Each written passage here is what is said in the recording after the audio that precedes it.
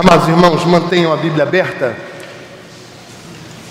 O livro do profeta Amós. Nós estamos, especialmente para aqueles que nos visitam, nós estamos em uma série de sermões no livro de Amós, no culto da noite, e em uma série em Tessalonicenses, pela manhã, em 1 Tessalonicenses. Os irmãos têm ouvido o contexto da profecia de Amós, e hoje nós vamos dar sequência a esta série intitulada Julgamento e Restauração, o caminho do povo de Deus. Então mantenha a sua Bíblia aberta, por gentileza.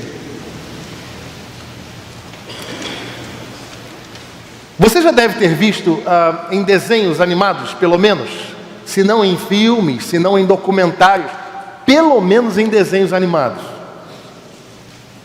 Quando um personagem está em um deserto, com um sol muito forte, o que normalmente surge diante dos olhos deste personagem? Um oásis. E impressionante como nós, por muitas vezes, por não termos no Brasil um deserto, nós perdemos a perspectiva daquilo que de fato é o deserto. O deserto é uma área restrita de porção de água. No meio do deserto há algumas razões possíveis, dentre elas o vento que bate em determinada área, de modo que a areia que está naquela área chega até um pequeno lençol de água, e em razão daquela água que ali se faz, a vegetação surge ao seu redor. Eu quero que você imagine o que é ver um oásis no deserto. O que é caminhar debaixo de um sol muito forte, de um calor muito intenso, e olhando a alguns metros você encontrar um oásis. Eu entendo que de alguma maneira, metaforicamente falando, a ação dos profetas de Deus no deserto da existência do povo de Deus é um oásis.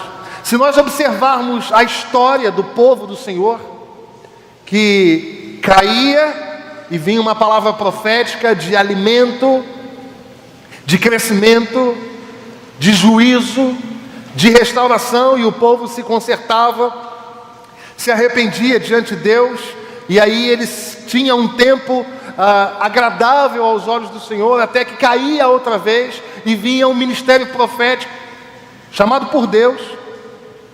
E ainda que talvez você esteja pensando, mas pastor, nem sempre a palavra profética é uma palavra de vida, é uma palavra de restauração imediata. Assim como nós vemos no livro de Amós, as palavras do profeta Amós eram severíssimas, eram juízos duríssimos. No entanto, nós entendemos que até a manifestação da vontade de Deus, por meio de uma palavra dura, de uma lei severa, é manifestação da graça e do amor de Deus, irmão.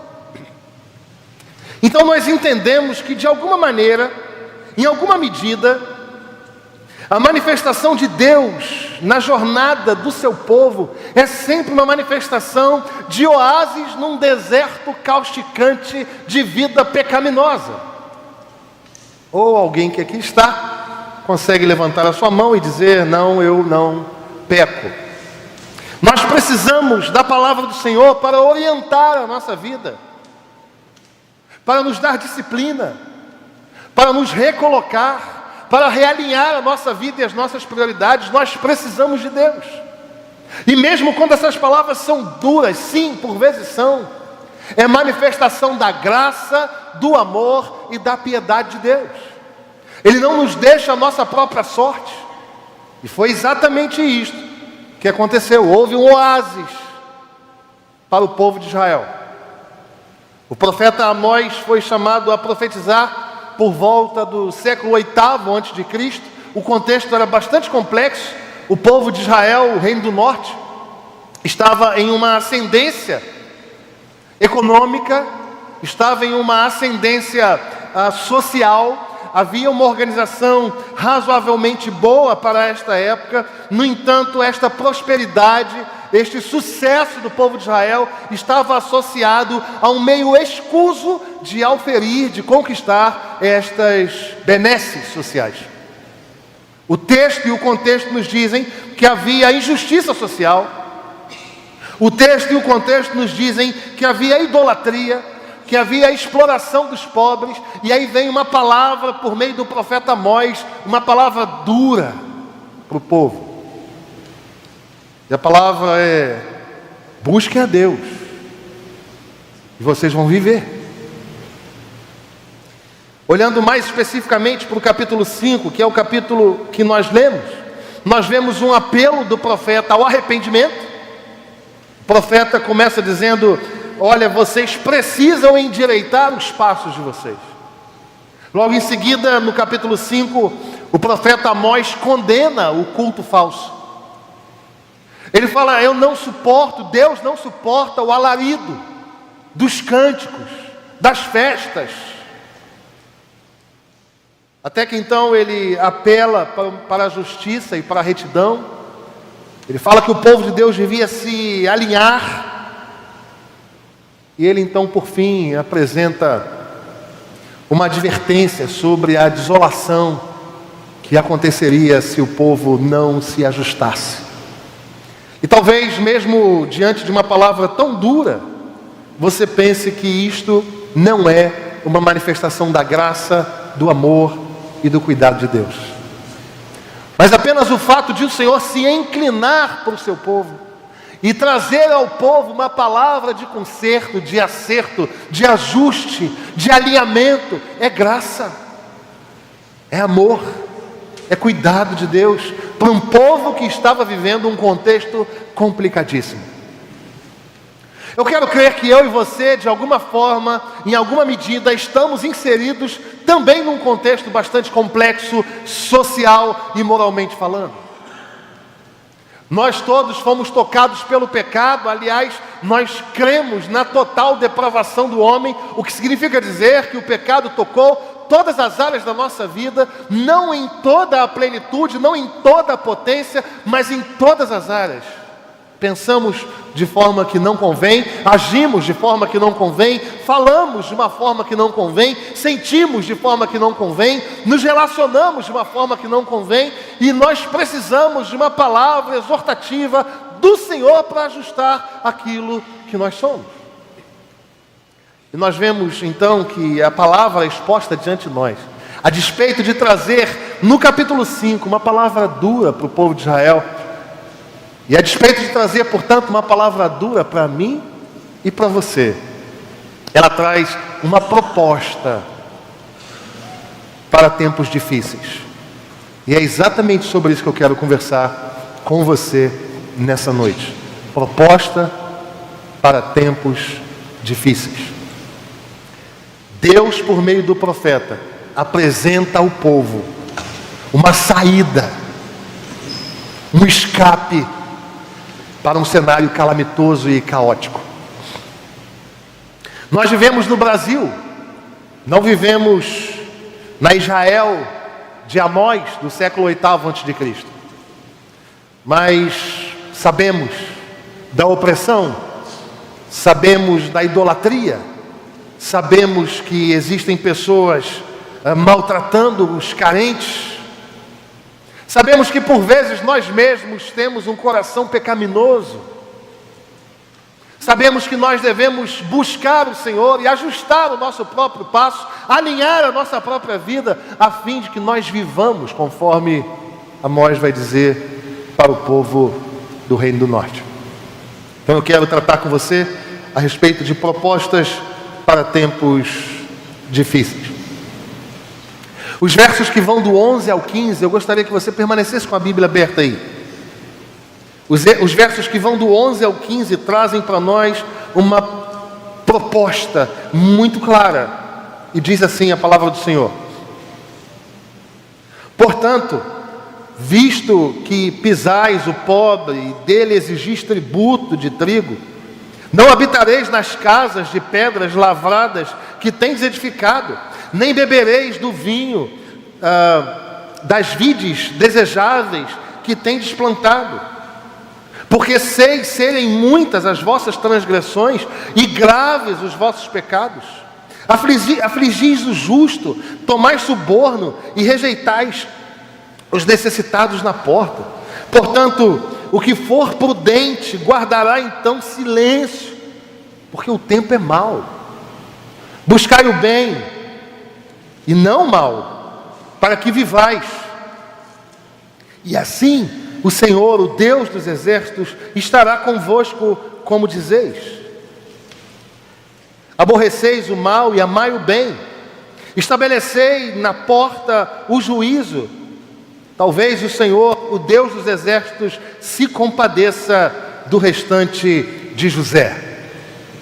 A primeira proposta que nós vemos na boca do profeta Amós, que a palavra traz para mim e para você, é: encontre esperança em tempos de descrença. Encontre esperança em tempos de descrença.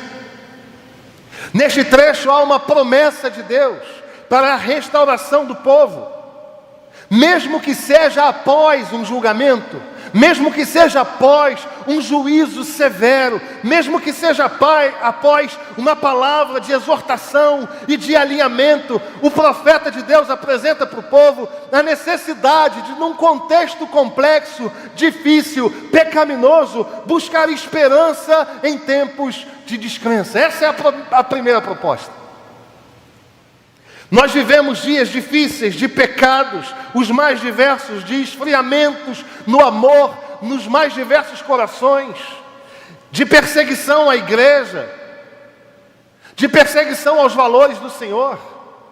E se nós abrirmos os jornais, nós vamos ver que não apenas há pouco tempo atrás, nós vivemos um tempo de pandemia, mas a impressão que dá é que as catástrofes têm se renovado mesmo no pós-pandemia. Catástrofes naturais, guerras e rumores de guerras, doenças incuráveis, esfriamento do amor, um outro evangelho sendo pregado. E se nós nos ativermos a tudo isto, o nosso coração vai se entristecendo em razão do contexto pecaminoso no qual nós estamos. Mas a palavra do Senhor, por meio do profeta Amós, vai dizer a mim e a você: encontre esperança em tempos de descrença. E onde nós encontramos esperança em tempos de descrença? Na promessa do Senhor. O Senhor disse que o povo seria, se fosse ajustado em seu andar, se fosse corrigido no seu proceder, o povo encontraria vida. Nós não estamos em um caminhão descendo desordenadamente numa serra, sem freio. Nós vivemos num contexto mau, nós somos homens de lábios impuros, mas nós podemos crer na promessa do Senhor, e é uma promessa extremamente marcada por esperança. Diga-se de passagem, o profeta Jeremias, em Lamentações, no capítulo 3, versos que vão do 21 ao 23, diz algo que nós conhecemos de cor. Nós queremos trazer à memória algo que nos pode dar esperança. E neste mesmo texto, o profeta vai dizer que são as misericórdias do Senhor, que são a causa de não sermos consumidos. É interessante quando nós olhamos para fora, olhamos para a sociedade do tempo presente, olhamos para as relações que marcam a sociedade do século 21. Nós vemos pecados os mais diversos, mas eu gostaria que você e eu olhássemos agora para o nosso próprio coração. É caos, irmão, é calamidade. O próprio apóstolo Paulo vai elaborar isto dizendo: o mal que eu não quero, esse está sempre diante de mim. O bem que eu quero fazer, esse eu não faço. E o que cabe a mim e a você é crer na promessa de perdão que há em Cristo Jesus. Nós podemos crer no amor e no cuidado e na misericórdia do Deus Criador. O salmista vai dizer que Ele não nos trata segundo as nossas iniquidades e não nos retribui consoante as nossas iniquidades, os nossos pecados. Nós podemos crer que Deus, a despeito de nós, a despeito de sermos homens de lábios impuros e de habitarmos no meio de um povo de impuros lábios, nós podemos esperar na misericórdia do Senhor, que se renova a cada manhã. Amós apenas cria numa profecia, naquele que seria o Cordeiro, naquele que seria o novo e vivo caminho, naquele que cobriria com o seu sangue a multidão dos pecados humanos. Mas nós cremos que isto é uma verdade. O Senhor Jesus Cristo veio a este mundo para que nós pudéssemos encontrar esperança em tempos de descrença. Mas em segundo lugar, uma segunda proposta que nós encontramos neste texto para tempos difíceis. A primeira é: encontre esperança em tempos de descrença. A segunda é: peça sabedoria em tempos de ignorância. Os versos 18, 19 e 20 dizem assim: ai de vós que desejais o dia do Senhor. Para que desejais o dia do Senhor? É dia de trevas e não de luz. Como se um homem fugisse de diante do leão e se encontrasse com ele o urso, ou como se entrando em casa, encostando a mão na parede, fosse mordido por uma cobra. Não será, pois, o dia do Senhor trevas e não luz? Não será completa escuridão sem nenhuma claridade? O que o profeta está dizendo aqui é que o povo de Israel precisava de sabedoria, de discernimento, para entender aquilo que viviam e diante de quem estavam. O contexto é de adoração hipócrita. O contexto é de uma adoração cujos lábios, cujos instrumentos expressavam som, mas o coração estava longe disso. E este mesmo povo esperava o dia do Senhor. Não discernia diante de quem estavam. E é neste sentido que Amós vai dizer: por que vocês estão pedindo o dia do Senhor? Como é que vocês conciliam este desejo com a vida que levam? Como é que vocês conciliam a vontade de encontrar com o Senhor no seu dia, no dia em que Ele vai chamar a todos para si e julgar a todos? Como é que vocês querem isto casados com o tipo de vida que vocês levam?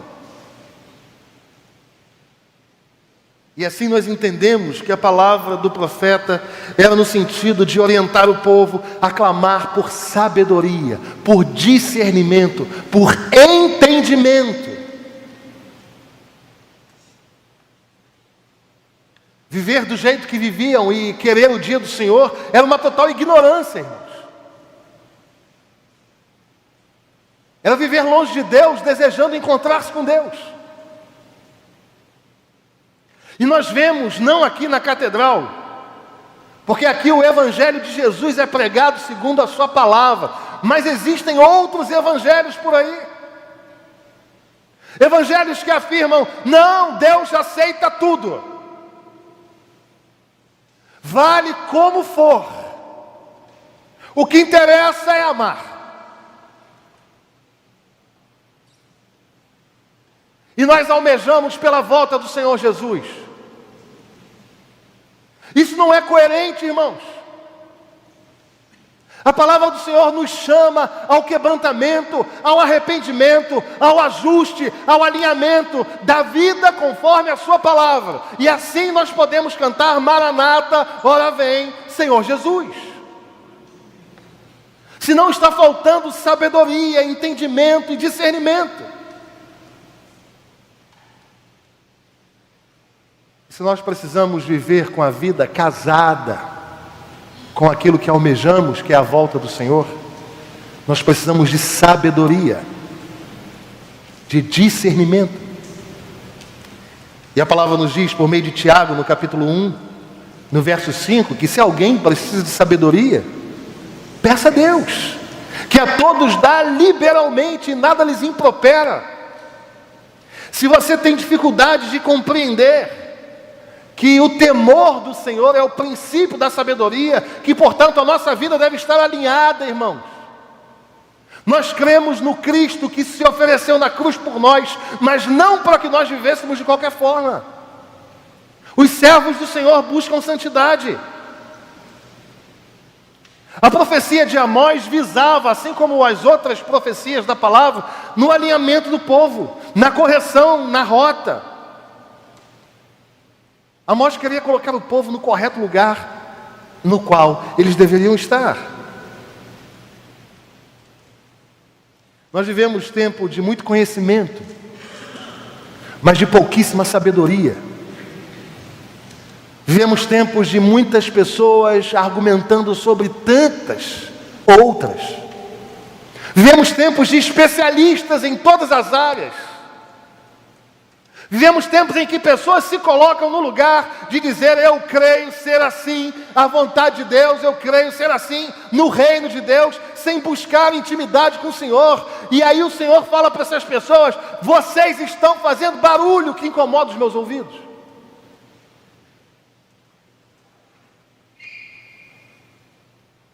É o tempo da apreensão, não o tempo do discernimento. É o tempo de pessoas cheias daquilo que acham que sabem, sem compreender aquilo que são, para onde vão e de onde vieram. Irmãos, nós estamos cursando filosofia. E durante a história da filosofia, essa pergunta se repete: quem somos nós? Para onde nós vamos? De onde nós viemos? Existe ou não algum tipo de divindade? Coitados, estão vivendo perdidos durante toda uma história, e nós sabemos quem é a verdade. Vivemos dias de pessoas que se definem cristãs sem transformação, de pessoas que se definem cheias de Deus, teístas, que creem na criação de Deus virando a cara para o outro. Vivemos dias de pessoas que se arvoram em dizer: Jesus, volte logo, odiando o irmão, vivendo um outro evangelho que não o evangelho da palavra. E a estes, a profecia de Amós cabe muito bem. Nós precisamos de sabedoria em tempos de ignorância. E quem nos dá esta sabedoria é o próprio Deus, por meio da obra do Espírito Santo que em nós habita. Precisamos clamar a fim de que, pela palavra, sejamos localizados no nosso lugar, para que nós vivamos uma vida santa e agradável a Deus, para que nós vivamos com o nosso coração aos pés do Senhor Jesus, buscando ler e amar a sua palavra e obedecer a sua palavra, e aí sim cantar Maranata, a hora vem Senhor Jesus. Porque senão o que estamos fazendo é muito conhecimento, mas pouquíssima sabedoria. Conselhos para tempos difíceis: encontre esperança em tempos de descrença, peça sabedoria em tempos de ignorância. Mas em terceiro e último lugar, busque a adoração em tempos de hipocrisia. Os versos que vão do 21 ao 24 são lindíssimos. A palavra de Deus diz assim: aborreço, desprezo as vossas festas, e com as vossas assembléias solenes não tenho nenhum prazer. E ainda que me ofereçais holocaustos e as vossas ofertas de manjares, não me agradarei deles, nem atentarei para as ofertas pacíficas de vossos animais cevados. Afasta de mim o estrépito, o barulho dos teus cânticos, porque não ouvirei as melodias das tuas liras. Antes corra o juízo como as águas, e a justiça como ribeiro perene. O que o Senhor está dizendo por meio de Amós ao povo de Israel é o seguinte: busquem adorar a mim sinceramente e saia desse contexto de hipocrisia. Este é mais um conselho para tempos difíceis, irmãos. Nós vivemos um tempo em que a mentira tomou conta das relações. A mentira tomou conta dos corações. Aliás, quem é que responde: eu engordei? Com verdade. Quem responde: eu estou bem? Com verdade. Mas não falo apenas destas que são as chamadas mentiras sociais, pecaminosas, mas sociais. Eu falo de outras mentiras. Eu falo de nós levantarmos a nossa mão sem discernir aquilo que estamos a fazer. Eu falo de nós colocarmos a mão na mesa do Senhor sem discernir o corpo do Senhor. Eu falo de nós nos ajuntarmos em culto público sem ter o coração naquele que é o alvo do nosso culto. Eu falo de nós nos reunirmos em assembleia solene, perdendo de vista que o nosso Deus, a quem nós adoramos aqui, agora, hoje, é o Deus que vai voltar para buscar a sua igreja, e nós cantamos a Ele, nós erguemos as nossas mãos a Ele, nós cantamos, abrimos os nossos lábios a Ele, nós rasgamos o nosso coração a Ele, e não aquele que está ao nosso lado.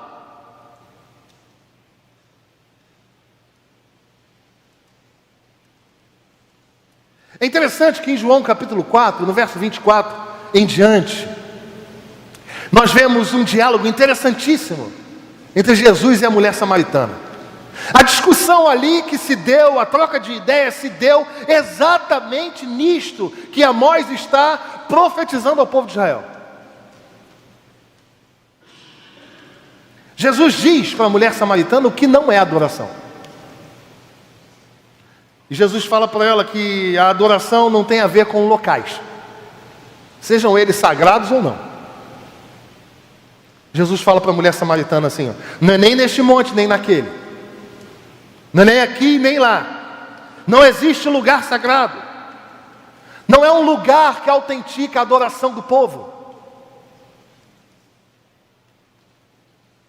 E o Senhor também fala para ela no verso 22, que não existe adoração sem compreensão, sem entendimento, sem discernimento daquilo que se faz. O Senhor fala claramente que os samaritanos adoravam o que não conheciam.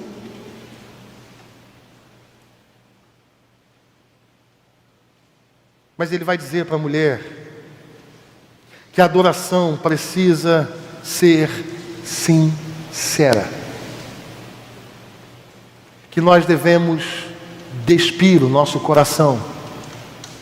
Que nós devemos tirar as máscaras do nosso rosto.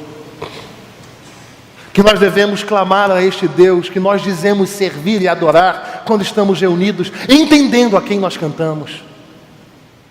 É por isso que em algumas outras pregações, há alguns domingos atrás, eu falei num domingo pela manhã, não me importa o que nós gostamos de cantar. Não me importa o estilo que te agrada.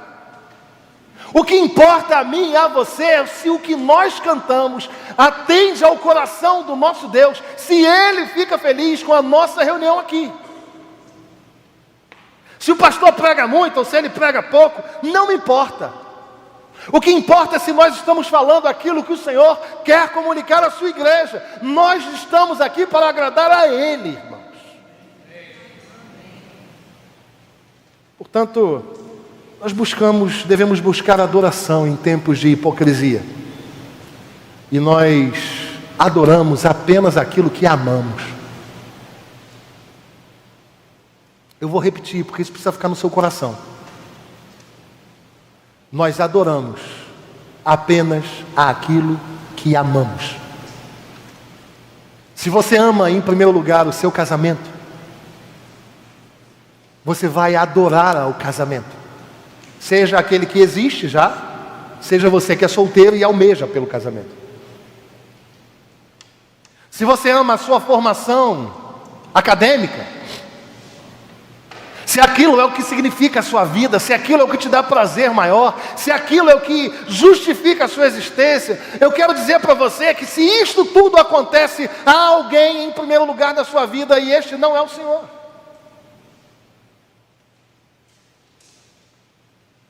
Nós adoramos aquele a quem nós amamos. A nossa vida se mantém de pé porque Jesus é o centro da nossa vida. A nossa vida se mantém se relacionando, andando, interagindo, sobrevivendo nesse planeta aqui, nessa terra tão complexa, porque o Senhor é o centro da nossa vida. Nós nos reunimos dominicalmente, e muitos aqui, às terças, às quartas, às quintas, às sextas, manhã, noite, tarde. Nós só nos reunimos aqui, não é por causa de Simonton, não é por causa do bom nome da Igreja Presbiteriana do Brasil, não é para defender a teologia reformada, não é porque nós somos calvinistas, mas porque a nossa vida tem um único foco e o nome dele é Jesus Cristo. Nós devemos adorar a Ele, devemos rasgar o nosso coração diante dEle, devemos ter prazer na Sua palavra, prazer em ouvir a Sua palavra, prazer em ouvir as orientações dEle para a minha vida. Ser exortado por Ele deve me dar prazer, erguer as minhas mãos em adoração deve ser o motivo da minha alegria. Não há outra coisa diante de mim que me alegre, que me justifique e que seja tão identitário para mim quanto adorar ao Deus da nossa vida.